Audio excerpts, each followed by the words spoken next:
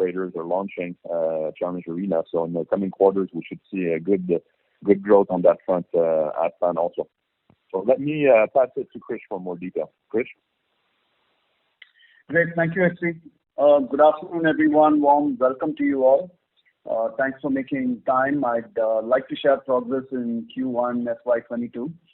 As usual, I'll start by touching upon high-level performance and specific product highlights and our key priorities going forward, especially on the gaming side.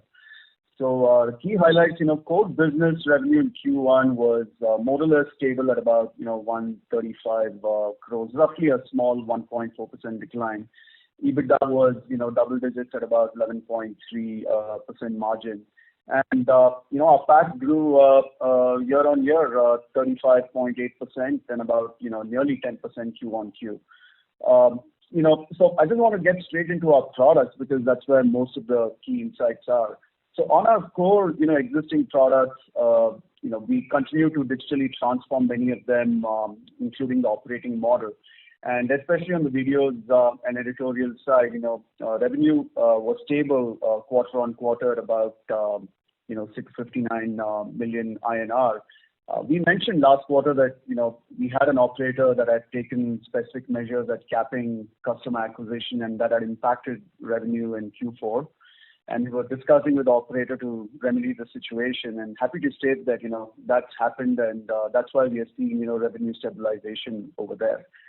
On the tone side, there was a slight decline in overall revenue, about 2%, but as we continue to digitally transform that business, digital tones showed robust growth of about 12.5% quarter on quarter and nearly 17% year on year.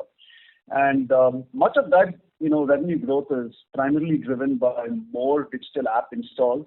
So digital app installs grew about 54% year on year to about 21.4 million installs, and that's roughly an 8% quarter-on-quarter growth. So what's happening in that business is we're just seeing migration of users and revenue to digital, even in our core legacy business, and this transition is in process and looking good. Coming to our games unit, as FC said, lots of progress. I think this is our future growth business. We saw very good traction with customer signups and progress in just the first quarter of our launch with Challengers Arena. So I'll start with Challengers Arena first. Excited that this within the mobile quiz gaming genre, we've seen more traction than we had actually originally planned. And telcos feel that Challengers Arena is a cutting-edge product with very good gamified experience. So if you look at the past quarter that went by, Q1, we've had about 6 customer signups and 2 live customers with total gross subscribers of about 490,000. And Q2 estimates roughly 12 customer signups, 7 live, 3 more deployments are in progress, and we hope to have more than 1 million cumulative gross subscriber additions. And by Q4, our estimate is, as many of you would have seen in our earnings presentation, we're on track for 25 customer signups and likely 20 live customers. So as I mentioned, this is fantastic trajectory, for the next 2 quarters. It's more traction than we originally planned and thought. And that's primarily because of a lot of things that we've done on the product side. While we talk about revenues, it's also important that the product is a good product that customers and telcos value. And we enhanced the product over the last quarter, and telcos and their customers have been very happy. Right now we have about 17,000 questions on the Challengers Arena platform. I think we started last quarter with about 12,000. So we've added roughly 5,000 more questions. And we think we'll continue, adding at that same pace and likely end up with about 40,000, questions in our question bank. What's even more important is we also added local language capabilities. So last quarter we had just English, And now, we've moved into most of the, prominent Indian languages. We've added Hindi, Tamil, Telugu, Kannada, etc. And we'll be adding, more Indian languages over the course of the next quarter or two. And we're also adding other European languages for our, European customers. Also, from an end user player standpoint, returning players of Challengers Arena are playing roughly 75 to 80, quiz questions a month. And that's a lot for, just the first quarter of launch. It's a very, very healthy sign of player engagement with the product in the first quarter itself. And I think all this is contributing, to telcos adopting this product easily as they see their subscribers engaging with the product. So I think what is key is, customers and payers need to engage with the product. It's not just about sales. And we very keenly track, some of those metrics to see if customers are engaging with the product. So 75 to 80 questions a month is not a small number. And, we hope to keep increasing that, but that's just for start. On, the Onmo B2C cloud gaming platform, again, huge progress on multiple fronts in the last few months. I think when we last talked, we had just about released, the beta version of the product on May 20th. And that was, over the last 2 months, we've had several conversations with telcos once that product was ready. And in just over 60 days, we are already in, 15 advanced conversations with telcos, and 3 of them have already reached sign-up stage. So we are on track, as we said last time, for the Q3 launch with the telcos. And we said this last quarter, 2-3 months back, when we had just started those conversations. But today we are even closer, and we have greater visibility and confidence based on these conversations for a Q3 launch with quite a few telcos. I think that said, what's important is, what the telcos feel after having seen the product and having had these conversations, and that's been phenomenal. As FC has said, it's a very differentiated product, and that's resonating really, really well and strongly with the telcos because they feel that our cutting-edge vision, artificial intelligence technology, short gaming moments that we have on our platform, combined with cloud streaming, makes it a cloud gaming platform that is unparalleled and something that they've never seen before. And see, all these telcos are obviously, across Europe and across Asia, and they've been talking to a lot of different gaming platforms. For them to engage with us and give that validation is, very, very strong indication that this is a truly differentiated, cutting-edge global product. I think we'll see, very similar traction and customer adoption on Onmo like we are seeing with Challengers Arena. The only difference is, it's starting 2 quarters later. And I think by Q4, we'll expect to have about, 12 telco signups and maybe 8 to 10 of them live. And the trajectory over the next 3-4 quarters for Onmo is likely to be the same or even better than Challengers Arena. So I don't want to, I don't want to look 4 quarters down the road, but we are very confident that we'll have about 20 customers, over the next 4 quarters. And what is it that's giving, telcos this confidence? Of course, we mentioned about, cutting-edge vision AI technology, our short gaming moments, and cloud streaming. All these are very key differentiators. But over the last quarter, we also added a lot of content on the platform. When we launched this in May, we had about 29 games and 850 unique challenges on the platform. And in just the last 2.5 months, now we've got about 55 games and over 2,500 unique AI-driven challenges on the platform. That means in about 60 to 70 days, we've nearly got 2x the number of games and 3x the number of challenges. And this is the pace at which we think we are going to move over the next 3 quarters. Which means that, by Q4, we will definitely have more than 150 games and, 10,000 challenges. And that will make it by far one of the largest set of unique challenges that you can find globally in the gaming space. And, these 10,000 unique challenges will also make Onmo the, first challenges creation engine powered by artificial intelligence. This is Vision AI technology, which pretty much reads all the scores and creates short, interesting game moments out of larger games. And we launched the virtual currency product in May 21, and as FC said, the team is really focused on getting the cash battles and monetization out. That is also on track, as we said. We said last quarter, and we continue to go as per our estimates that we will have this out by September. This will be tested for a few weeks with multiple payment mechanisms, and we should see monetization of that starting early October. So once again, it's more B2C, but on B2B, as I said, we are definitely on with the telco launches in Q3. I think to a large extent, we've seen some good, interesting usage of the product. Average session duration of players.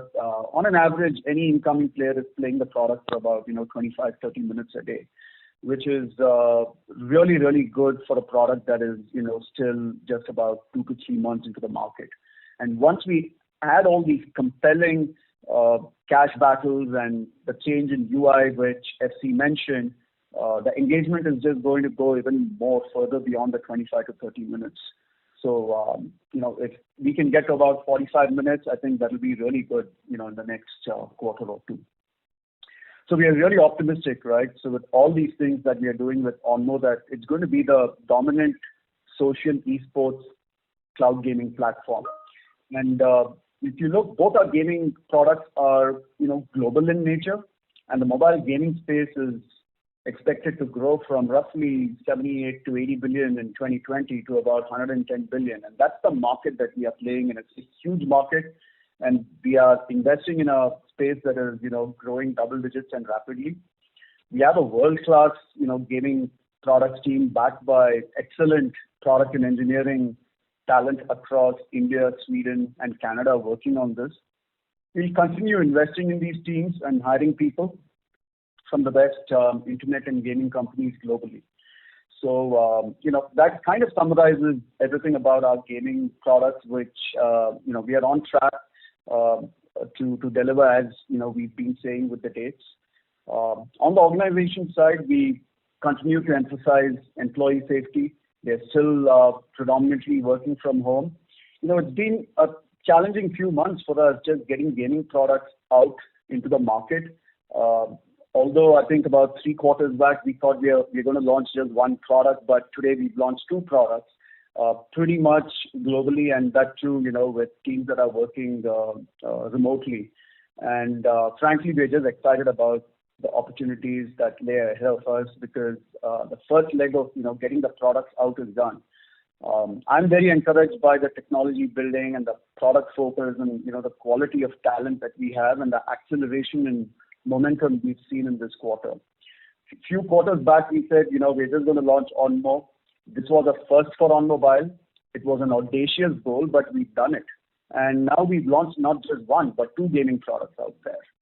So we are off to a great start, in this year. We started it with a clear strategy.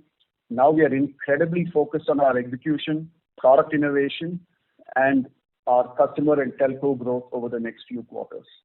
So, with that, I'll hand it over to Sanjay Baweja, our CFO, for his comments on, the financial performance for Q1. Sanjay, over to you. Yeah, thank you, Krish, and good evening and a very warm welcome to all of you on the call. Hope all of you and your families are safe and healthy.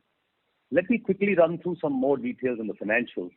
I'm sure most of you would have already seen the investor deck that has been mailed to you and also hosted on our website and exchanges as well. If any one of you is not on our mailing list, please feel free to mail us or connect with our investor relations team, and we will add you to our distribution list. However, before I start with financials, I'd like to really, talk about the comments made by Krish, and I'm really happy and excited to see that we've considerable traction for Challenges Arena and have started generating revenue from this quarter. We will continue to remain focused, of course, in our endeavor to create considerable revenue opportunity for our overall gaming business, Challenges Arena and the Onmo part. Our Q1 FY22 revenue was stable on a quarter-on-quarter basis at about 135 crores. As mentioned in our earlier calls as well, the reduction as compared to last year, same quarter came from Europe and bit from the MEA region. Europe and MEA revenue declined mainly due to some operator policies. We've now sorted those issues and things are already showing an uptick, and we are expecting things will improve further from a revenue front as we go along in this quarter and the next one to follow. In line with our strategy to shut down any business entity that does not measure up to our stated goals of revenue and profitability, we are continuing to focus on unprofitable Latin American businesses and are in the process of exiting from those countries. As mentioned earlier in the calls also, I would like to reiterate that we have completed this process substantially last fiscal year, and the full closure of entities is expected in the current fiscal of 2022. On the cost front, our manpower costs declined 11.8% on quarter-on-quarter and about 11.6% year-on-year, primarily due to our cost rationalization efforts. Our long-term stated target for manpower cost is 20% of revenue. We are currently at about 23%. This is both a function of cost decrease and revenue increase. I must reiterate, we continue to acquire employees for our gaming business while we right-size the legacy business requirements. We expect to achieve this target within the next 12 months of our cost as a percentage, manpower cost as a percentage of revenue. Our marketing costs increased by about 30% quarter-on-quarter and 52% year-on-year, mainly due to one-time activities involving one of the large customers in Europe. Other OPEX declined by about 22% year-on-year. However, the increase of 10.4% quarter-on-quarter is due to a subdued quarter last year, which had certain one-time reversals in the previous quarter.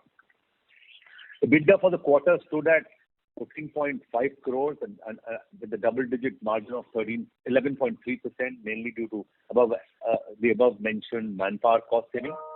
Our endeavor is to maintain and improve the current margin levels with continuous focus on cost optimization. Operating profit, of course, stood at 11.9 crores with a margin of 9.2% during the quarter. Our profits after tax at 16.4 crores, reflecting a growth of 9.8% quarter-on-quarter and 36% approximately on year-on-year basis with a 12.7% margin. This also included a one-time exceptional gain of about 7 crores. Our DSO, again, we improved to 122 days in Q1 FY22 from 137 days in Q1 FY21. The cash on books stood at about 227 crores for the quarter as compared to 266 crores at the end of Q4 21. This decrease is mainly due to our investment in Chingari of 31.8 crores and other R&D costs of INR 7.1 crores. The R&D is mainly on the Onmo products. As mentioned by Krish, we will continue to invest in our gaming products, and we are progressing well and will start yielding revenue within this fiscal. A lot of operating metrics and data have already been shared in the presentation deck. I'm sure all of you would have had access to the same. With this now, I will hand over the call to the operators to open the floor for Q&A. Thank you very much. Thank you. Ladies and gentlemen, we will now begin the question and answer session. Anyone who wishes to ask a question may enter star and 1 on their touchtone telephone. If your questions have been answered and you wish to withdraw yourself from the queue, you may enter star and 2. Participants are requested to use handsets while asking a question. Ladies and gentlemen, we will wait for a moment while the question queue assembles.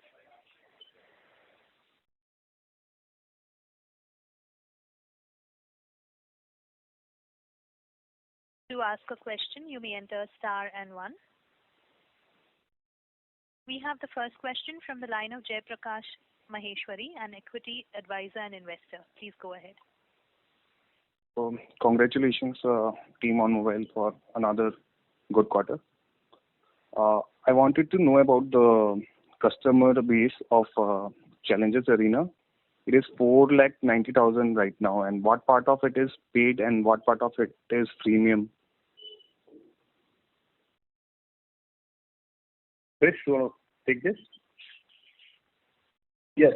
So on Challenges Arena, that is, gross subscriber additions of 490,000, and the net paying subscribers at the end of the quarter was all of them are the paying base, but the net paying subs at the end of the quarter was about 140,000.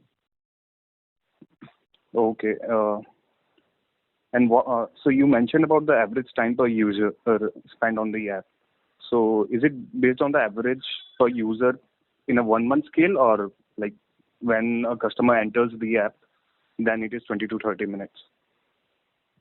Oh, that number I gave you was for Onmo, not for Challenges Arena. But These numbers are on a daily basis. It's not monthly. The number of questions that they answered, which is what I gave, was on a monthly basis.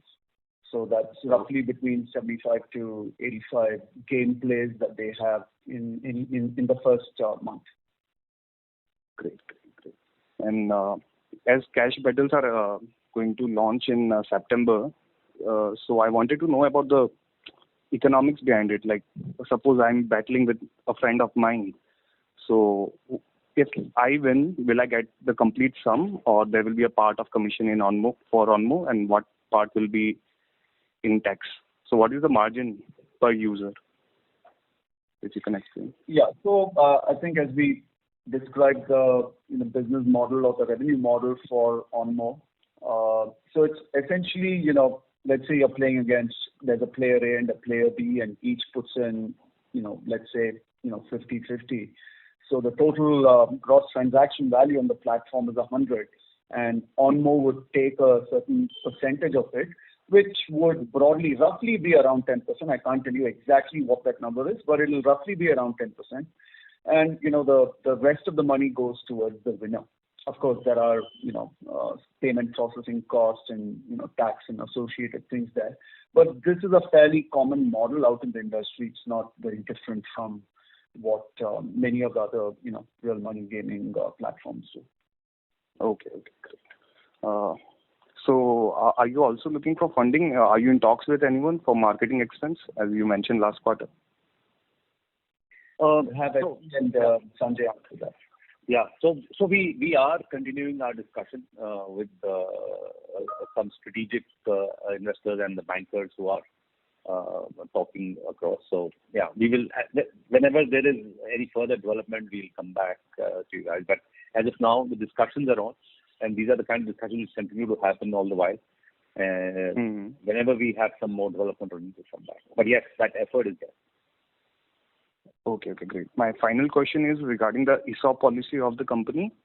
So whenever there's an ESOP announced, is there any lock-in period for the employee, or they can sell their shares post getting it? Generally, the way the ESOP policy works is any employees who get ESOPs, there is a 3-year vesting period which happens after 1 year, 2 years, and 3 years. And that's how after the vesting is done, then the employee is at liberty to sell.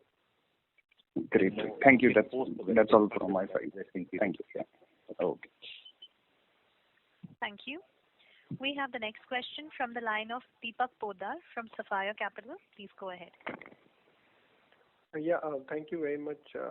So firstly, I wanted to understand in terms of the gaming, the entire business size. So what is the potential that we see in this particular arena as compared to our existing business, which is, let's say, 500 crores or the top line business over next maybe few years, 3 to 5 years? So, yeah. I think Sanjay had, addressed this question last quarter. I'll have him answer that. So actually, Challenges Arena will be incremental revenue, and we don't want to give forward-looking numbers specifically. Like Krish mentioned, we've already got many customers who've signed up. We'll by the end of this year, we'll have about 25 telcos, between 20 and 25 telcos who we expect to target. The numbers, while we cannot talk about it, but will be decent numbers, and more importantly, to have decent profitability, more than our current profitability level. So I would stop here because I don't think we can give specific numbers as to what is the size that we would look at. But having said that, we've just started, and we expect that within this year, between 20 to 25 customers will be signed up and will be live on this. And I think that's our target.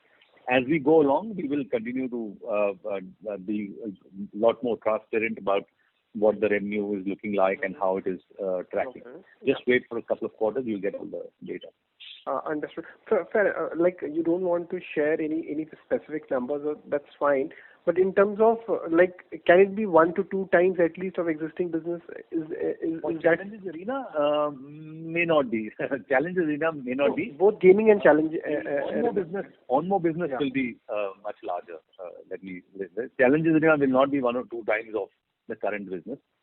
But the challenges arena, but Onmo business, Onmo gaming product, it could be a very different scale altogether, which we would. Yeah, I'm talking about both together. Maybe if I have to talk both together. Yes, that could, like I said, I mentioned, the Onmo business could dwarf our current business. Yes. No, so I missed the last point. So I'm saying the Onmo business could be much larger than our current business. Much larger than. Fair enough, understood. And secondly, on the marketing budget, so how do we plan to spend on increasing awareness of this product? So what is our strategy on those fronts? Chris, you want to take this or you want me to? No, continue. I'll pitch in. So clearly we see the major expense is about the customer acquisition cost. The marketing is more about customer acquisition, and we believe while in India the customer acquisition cost per customer would be lower, in US and other European markets the acquisition cost will be higher. Having said that, the revenue per customer or ARPU is also commensurate with the acquisition cost. So to that extent, we will end up most of the 100 million that we've talked about over the next 3-4 years. Most of that will be spent on from a customer acquisition perspective. Also, of course, branding will be a big part of it, and we expect to start that within this year itself.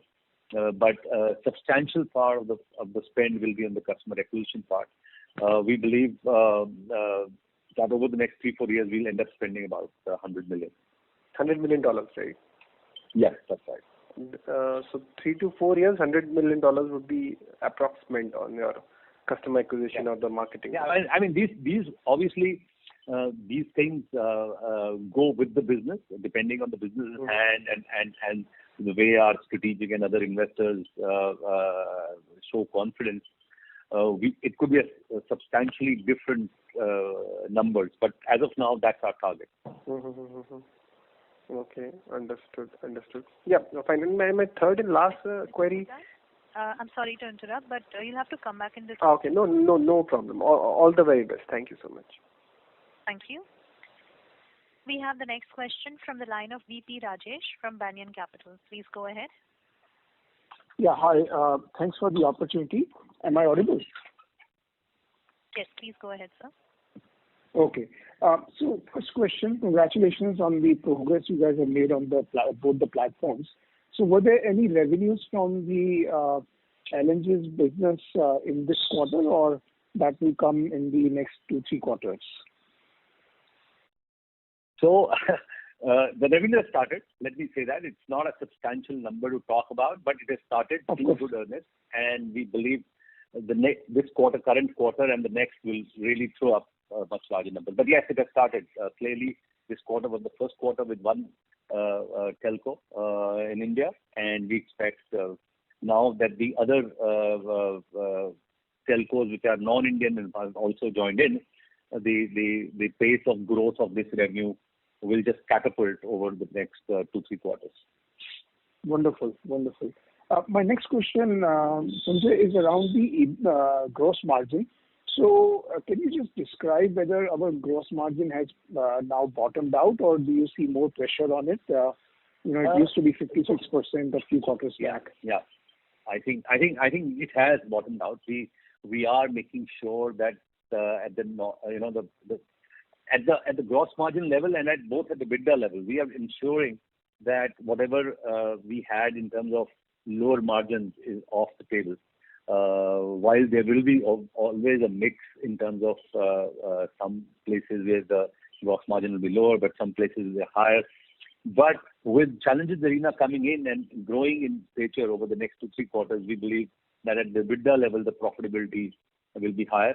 At the gross margin level, it may be slightly lower, but since the other OPEX is very minimal in that, at the EBITDA level, we'll show a much better traction. So that's how I will phrase it.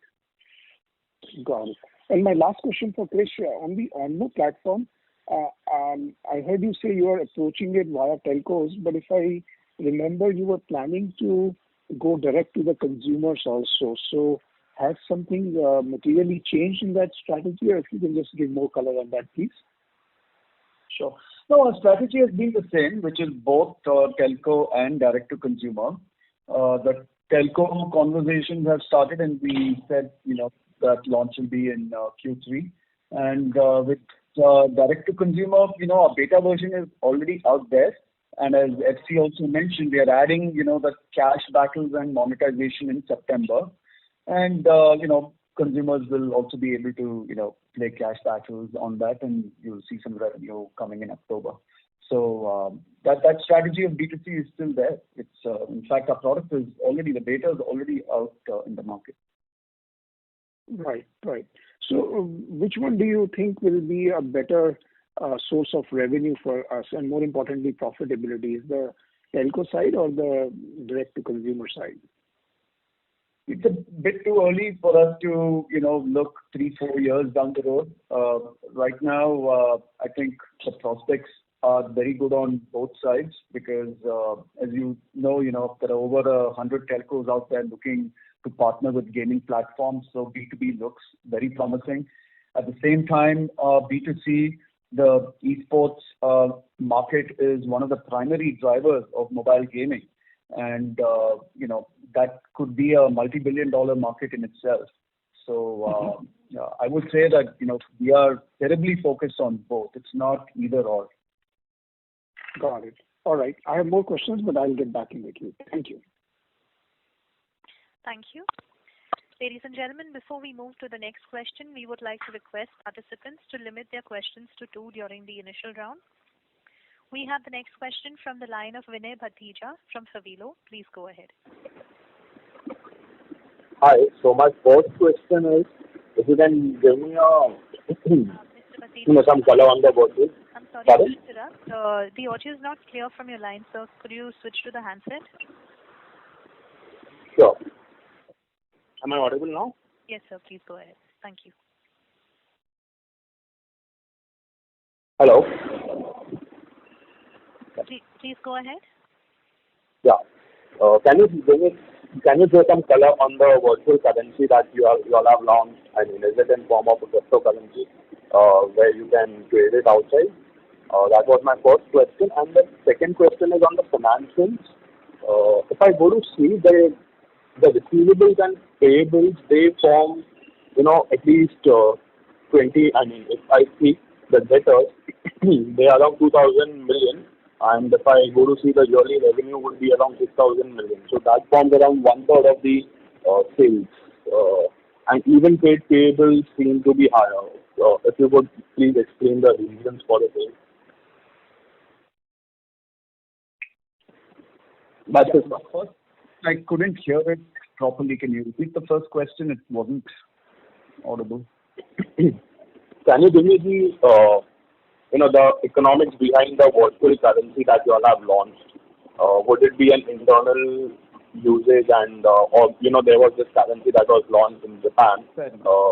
That's ENG, that's a cryptocurrency, and they utilize it all over the country. And it's a gaming currency. So is it on that lines, or what does the virtual currency out over here mean? Yeah. Fair. Yes. So, virtual currency are these Onmo coins that you will see on our platform. So, it's like a parallel economy. Players, when they come in, they get a little virtual currency to play with the product and engage with the product and, go through a few iterations of maybe playing a few moments. So that is what we have right now. Cash battles are what we are waiting for. That is real revenue that actually comes in. So that's what we are planned for in September. So virtual currency is just our own internal Onmo economy with its own a virtual wallet per se. But cash is when you will hook up your external wallet, whether it's a Paytm wallet or a Google Pay or and add cash, real money onto the platform to then battle with someone, and then when you win, you get that money out. So those are two parallel economies out there. I think your second question was probably more for Sanjay. Yeah, I'll take that. So I think if you were to compare our receivables from last year to this year, our DSO, in fact, which was between 140 and 150 the last year, we've been able to bring it down to about between 110 and 120. So that, in fact, we've reduced our receivables. And yes, you're right, 1/3, 120 as a 1/3 of 360 is 1/3 of our revenue to that extent. But also, please, from a payables perspective, most of that is content payment, which we generally pay after we get our money in place from the customer. So to that extent, both will remain high. On one side, we'll have a receivable, but till we get our receivables in place, we don't generally pay for the content. So we need to balance our working capital to that extent. So therefore, you'll see high numbers on both sides. But yes, there are some generally most of the customers are paying us well, except there are a few sticky ones sometimes in Africa, which take slightly longer, but otherwise they have no. If you were to look at our numbers, we've not had major delinquencies across over the last 2-3 years or 4 years at all. So we've not been getting cash from the customer has not been the issue for us. Yes, from a DSO perspective, it's slightly. It was at 140. We have brought it down to now 110, 120 range, and that's where we are. Just a small one. I know that you touched upon the delinquencies, but what would be the delinquencies expected in these cases? I mean, what has been the past today? Very, very minuscule. We've not had delinquency, like I said, in the last 2-3 years at all. So it's hardly anything. I mean, delinquency is not there. That's what I'm saying. Okay, thank you. Thank you. Thank you. We have the next question from the line of Abdullah Chaudhary, an investor. Please go ahead. Hey, good morning, good evening. Am I audible? Yes, please go ahead. Yes. Yeah. So, I have very basic questions. So, first is like on 6th of August, actually, I had saw that presentation, for investor. So, in that presentation, one interesting line, although it is like 0.5%, it comes as 7 million Indian rupees. Shown as challenge arena revenue, right? And revised presentation for investor, posted on 8th of August, is removed that, that part. What I'm trying to point here is like we all look for the information on new, Onmo and challenge arena and all those things, right? So what is the intention to just remove that part? Because that looks good actually from investor point of view, like we are actually making some progress, although it is 7 million Indian rupees, but still, right? So what is the intention to remove actually that from presentation? It's very silly, but I'm just asking. And two more points. So you're right. It is so small that we didn't want to mention it. But if you want to, showcase to the venture capital. I'll tell you what. So we like we've been talking. I think the traction has just begun. It started in this quarter. We've reached from a zero end users to about 490,000 end users. This is just the beginning from our perspective, and the numbers of revenue are very, very small. Imagine this, and imagine that over the next 2 quarters or 3 quarters, we're going to have 25 new customers or telecom operators who will be having challenges arena. That's the time we give numbers, and they will look decent, and we'll be happy, and you'll be happier. Okay. And there is any reason actually why Challenge Arena is removed from, Google Play Store, that you will go with B2B and that is the reason it is removed for B2C? Yes. So, Challenge Arena, as the brand goes, is, with the telcos. So when you put it out in the B2C Play Store with the same brand name, people get confused because, there are some 5,000 downloads. We don't have a B2C product there, right? So there was no point putting the same product with the same brand name there when that's more a, B2B telco product. So Challenge Arena will be B2B, not B2C, right? It is B2B right now, and that's our plan. Yeah. Okay. And last, any changes, we'll let you know. Okay. And last point is, like, we invested actually almost 35 crore in Chingari app, right, last quarter. So what is the reason behind? Previously actually we were able to see some actually gains on that Chingari app, but not now. Any reason behind that? Our investment was primarily, distribution of our gaming products, Onmo. So once, Cash Battles of Onmo is ready, and then we'll be ready to integrate Onmo with Chingari and distribute. And, Chingari already has, 70 million installs in the Indian market. So that's a huge number, and it literally ensures that, we don't have huge customer acquisition costs, and the Chingari audience base, which is primarily millennials, and the gaming audience base for us is also primarily millennials. So it was a good distribution channel for us. So no, but in that case we would have added more games, right, rather than removing. Who removed?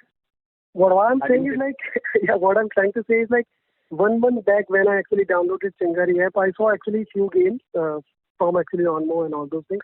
But now, very less, or I don't see actually games on that particular. We have not put our games there as yet. They might have had something previously, which they might have removed, because we are going to integrate our games. So we never had our Onmo games inside Chingari. That's not yet happened, but it will happen shortly. Okay, perfect. Thanks. Thank you. A reminder to participants, we request you to limit your questions to 2 during the initial round. We will take the next question from the line of Jainam Shah from India Advantage Securities. Please go ahead. Hi, T. My first question is regarding the ARPUs of Challenges Arena. So I just wanted to, get a check from the team if this calculation seems sound. So can we take 490K as the average user base for the quarter, and the revenue as pointed out around 70 million or 7 million? So, dividing that and then maybe extrapolating it from the quarter to the year, can we get the ARPUs and then compare it to the target ARPUs which we had discussed last presentation? Well, let me answer on the ARPUs, and this is obviously going to differ by telco, by partnership, and by region. So it's too early for me to say what that ARPU will be when we have 10 telcos or 20 telcos, because each one the ARPU is different. But I'll give you some broad indications of what those ranges could be across regions. So if you look at the India, Asia, Middle East region, the ARPU can be anywhere between about 25 to 40 rupees, in terms of what Onmobile makes. And when you look at Europe, it's going to be much more, roughly 400 to 500 range. So that's broadly the numbers. So it's too early to. I know we are trying to do that back in calculation, but it's too early for us to do that projection because we need more data, and that will come out in the next quarter or two, because these ARPUs vary by region and by telco. Understood. And also just one to add that the 490,000 is as of date towards the end and not necessarily the average. So you'll have to be careful when you. Yes. That was closing. Yeah. That's right. That was end of Q1. In fact, that was end of June, and our gross subscriber additions have already increased since June. Okay. Understood.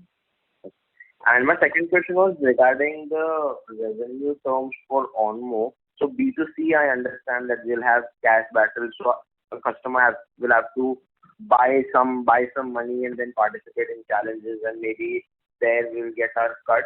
What will be the revenue terms for B2B side? Yeah, with most of the telcos, it'll with every telco we have a business discussion on the revenue model, and in most cases it's primarily a subscription model, and that's how they enter into partnerships with gaming platforms, especially in Europe and advanced countries. And if you look at the subscription rates out there for cloud gaming platforms, it's anywhere from $10 to $20 per sub. So it's much higher. So it's a much higher ARPU than even Challenges Arena as a product. Understood. That's all from my side. Thank you. Sure. Thank you. We have the next question from the line of Prakash Ramasesan from Pragya Consulting. Please go ahead. Thank you so much for taking my call. Congratulations on the excellent set of numbers. I guess from all the questions I can hear and my own questions as well, we're struggling with understanding how the numbers are going to look financially for the developments in the new business. And this is where I've done some math of some of your competitors to see whether they are, their numbers can be used to extrapolate on what you're doing. I looked at a company called Skills. Could you give us names of any other companies we could look at so we could get an understanding of where your business is going to be 3 years from now?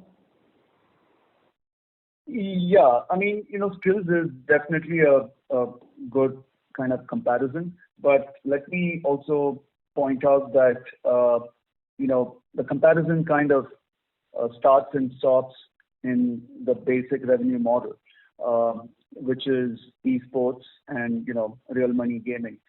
They're also a little different from them because, we are more a product that's, cloud streamed, and you're not on the Play Store or the App Store. So it's slightly different. But if you look at Skills and how they are scaled and try to form some comparisons, it wouldn't be a very bad comparison. But there are some obvious differences between the products. Thank you, sir. Frankly, I think everybody is extremely enthusiastic about the way your new business is developing, but very few people are able to actually tabulate that to how the numbers are going to look. That's where the market's really struggling. I know that 2-3 quarters from now we'll have better indications from your own numbers, but we're just looking for answers as to looking for any comparatives. So apart from Skills, could you point us to any other companies which are similar to that we could look at? See, I can point out to companies in that space, but from a product perspective, we are all very different, and I'll probably point that to you. So you've got MPL, which is also into esports. You've got Skills, which is also into esports. But the basic difference is, we don't host an entire game. We are focused more on short gaming moments, the best gaming moments that you can find. So there is a fundamental difference in terms of, how the user comes and engages with your product. So we're going to have probably people coming in more often and playing short gaming moments. And also we are not a downloadable, APK, which is, an Android packet file like, MPL, or a SDK that you need to download like Skills. So in both these platforms, you will have to kind of download, right? In our case, the consumer experience is very different. You don't need to download. But they both play in that same overall, mobile gaming esports space. So if your question is more, is that the space and the larger ecosystem that Onmo is going to be playing in? That's absolutely right. I mean, we are in the esports space, which is a very, very key driver. But let me also say that, there are other monetization models that will be coming down the road, especially on the social side. We haven't even added some of our social features out there.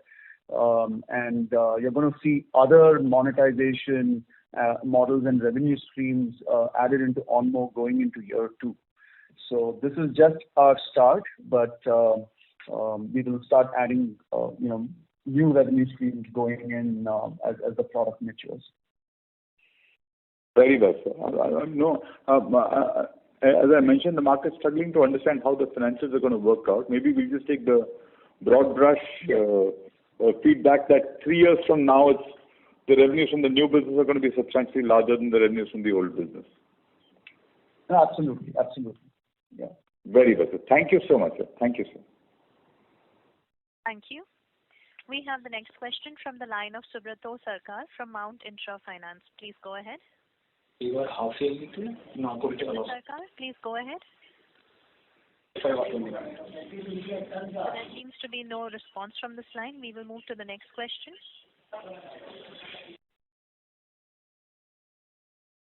The next question is from the line of Abhishek Kapoor, an investor. Please go ahead. Thank you for the opportunity. Good evening to everyone. I have basically two questions. Sir, first one is on the Onmo. When we say that we want to sign up with Teleco, and I understand that our is a platform which provides gaming.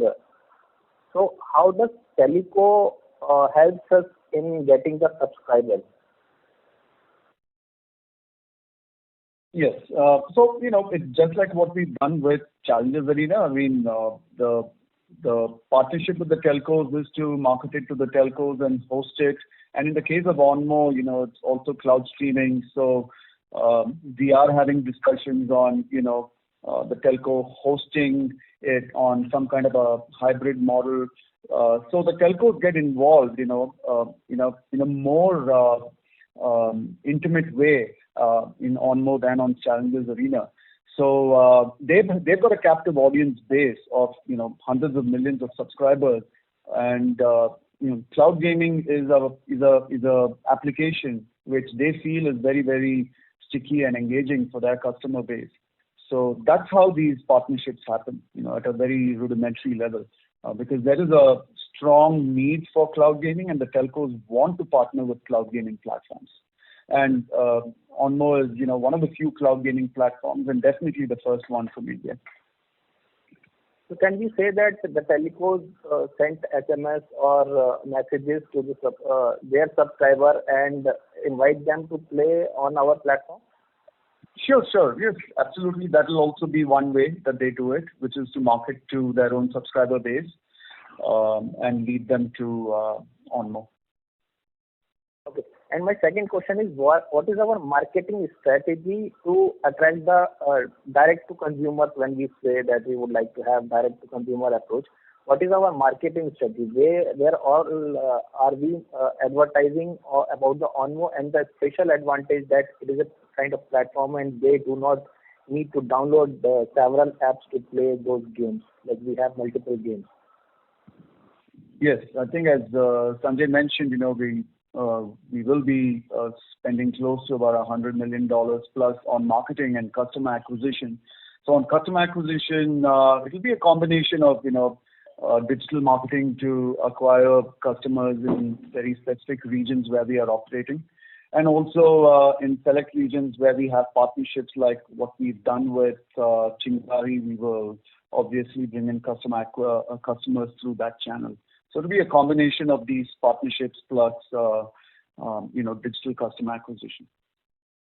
Not like direct advertising on YouTube or where the players comes and play the game? Yes, that's also part of digital customer acquisition. So when we talk about digital customer acquisition, it will be through Facebook, Google, YouTube, and wherever the gaming population are engaged and visit. Okay, sir. Thank you. That's all from my side. Thank you for the opportunity. Thank you. We have the next question from the line of Subrato Sarkar from Mount Intra Finance. Please go ahead. Yeah.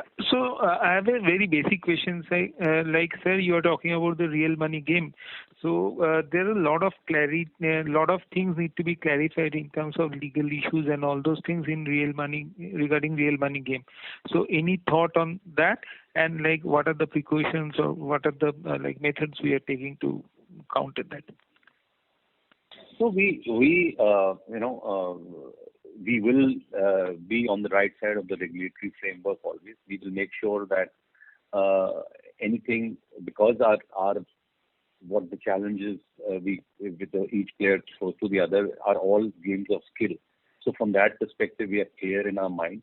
And whatever is the government mandate on this in India, and of course in the other countries across the globe where we're going to launch, we will follow the rules of the law.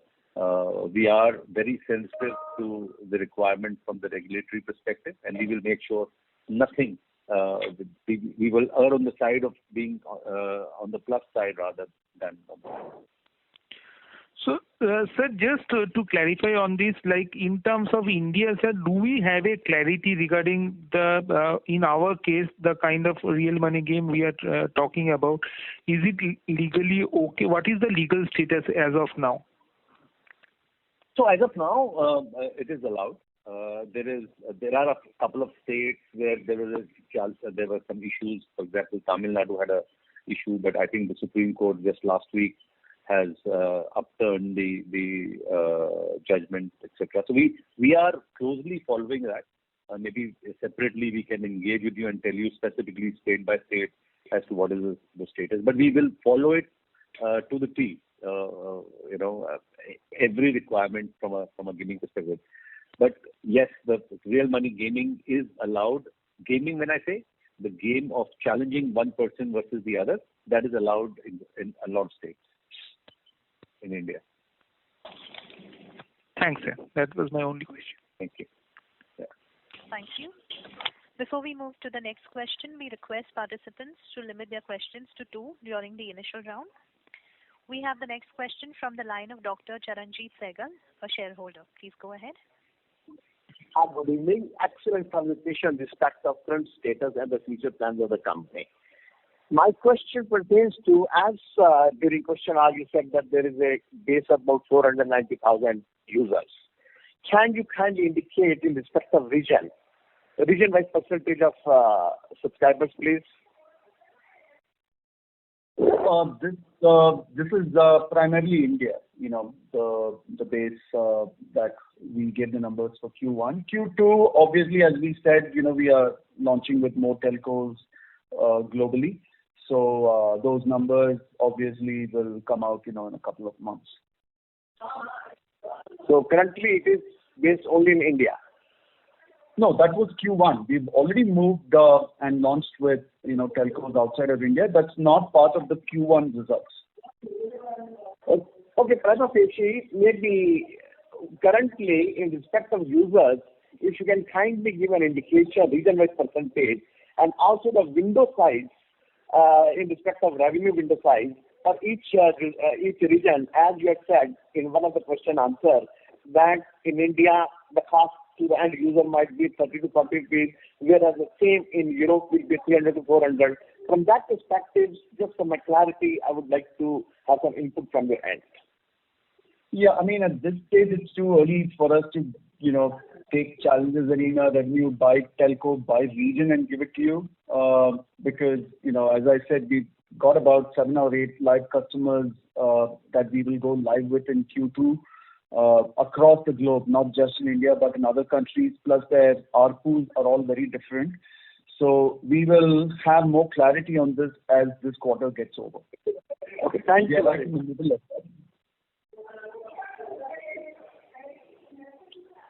Mr. Sehgal, does that end your question? It does, because it is rather in the development stage in respect of expanding to other regions. It is at the initial stage of its applicability to other regions. That's why I understood from the answer. Am I right? Yes, we've expanded the region basis. In Q2, we've gone beyond India into other geographies, international geographies. But the numbers are not very clear as of now. I understand it. It takes a while to rather collect data and. Yeah, I can't give you Q2 numbers this early, but once the quarter gets over, we'll be able to show. Sure. Yeah, that I understand. Thank you very much. Sure. Thank you. We have the next question from the line of Piyush, an investor. Please go ahead. Hello. Please go ahead, sir. Yeah, hi, sir.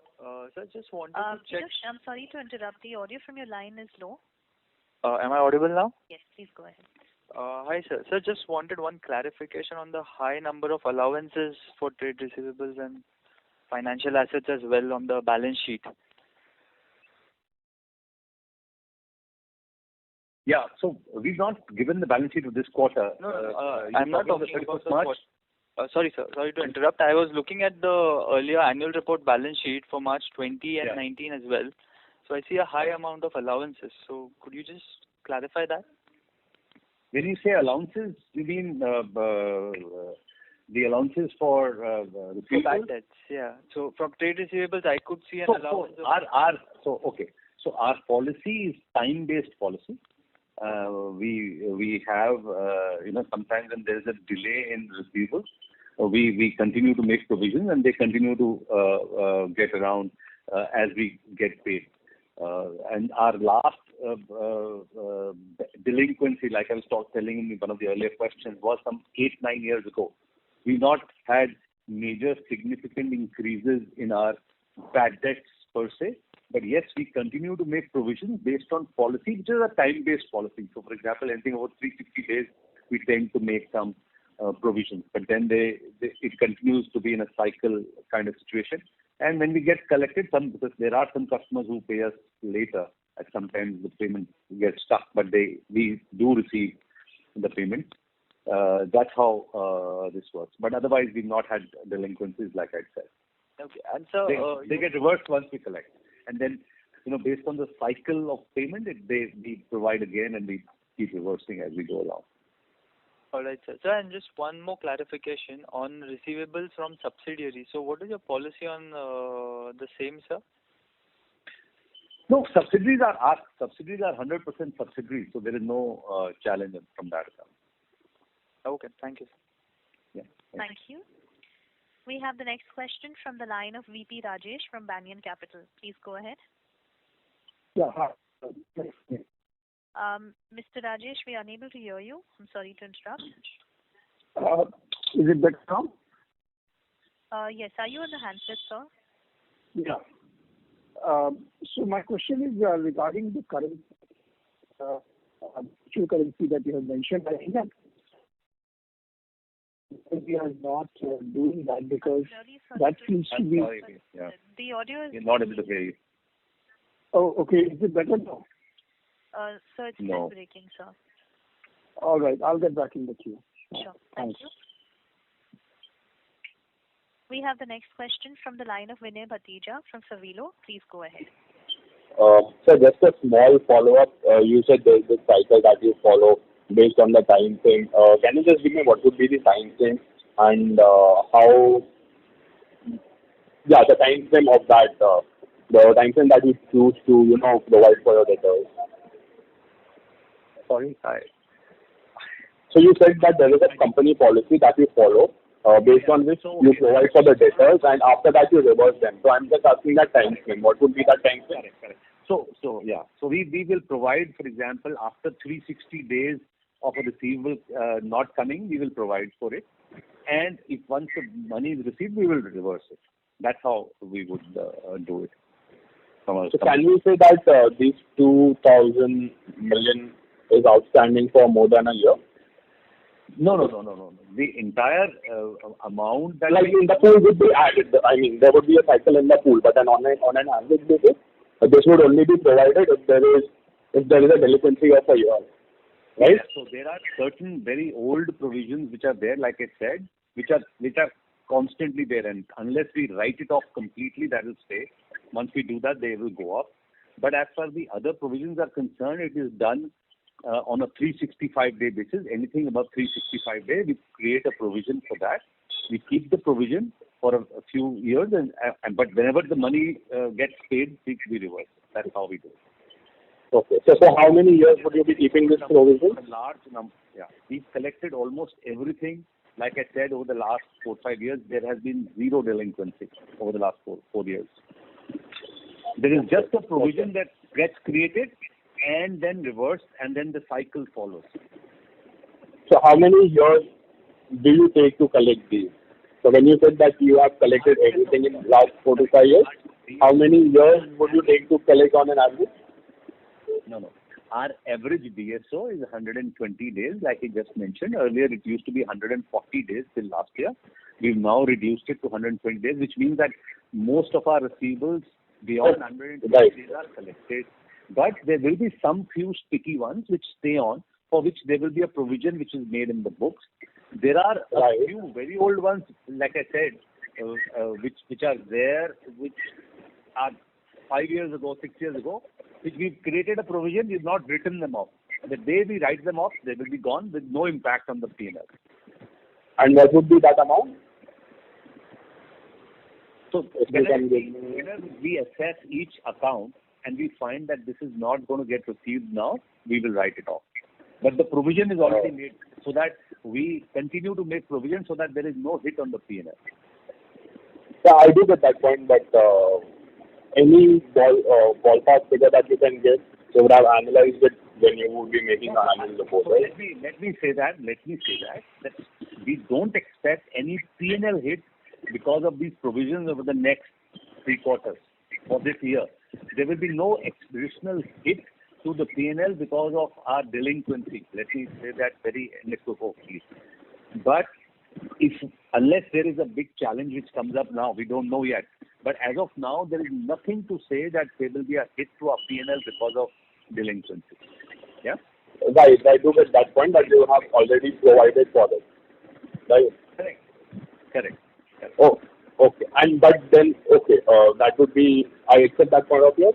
Going forward, what would be the rate that we are going to provide it? On which rate are we going to provide the further data? So if there is any receivable which comes to us, which, for example, any receivable of last year which we've not received, we will continue to provide, and we will continue to write back whatever we receive. Suppose there is a payment, let me give you an example. Suppose there was a payment of last year May, which I'm saying May 2020, which we've not received till now, we would have provided in this quarter, in June, right? But whatever we would have received after that, we would have reversed. So that's how. Fair point.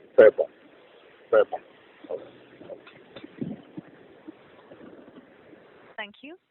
Ladies and gentlemen, that was the last question. I would now like to hand the floor back to the management for closing comments. Please go ahead. Well, thank you all.